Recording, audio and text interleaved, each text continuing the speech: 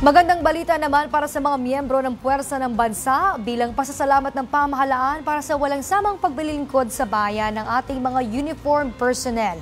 Matatanggap na nila ang kanilang performance-based bonus. May report si Naj Miravalles.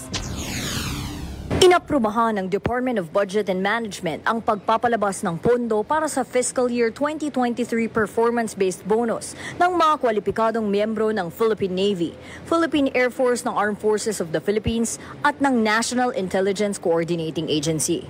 Ayon kay DBM Secretary Amenna Pangandaman, hindi binabaliwala ang sakripisyo ng mga sundalo at intelligence personnel, kaya tinitiyak ng pamahalaan na kahit sa maliit na paraan ay sila ay mabigyang pugay at pagkilala. Nasa mahigit 783 million pesos ang inilabas ng DBM para sa tatlong ahensya sa pamamagitan ng magkakahiwalay na Special Allotment Release Orders.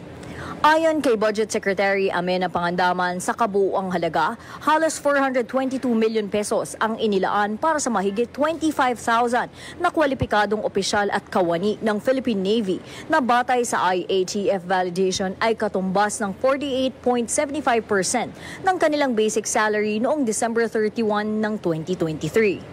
Samantala, mahigit 300 milyon naman ang inilabas ng DBM noong October 14, 2025 para sa halos 20,000 kwalipikadong personnel ng Philippine Air Force na batay sa resulta ng IATF validation ay katumbas ng 52% ng kanilang basic salary noong December 31, 2023.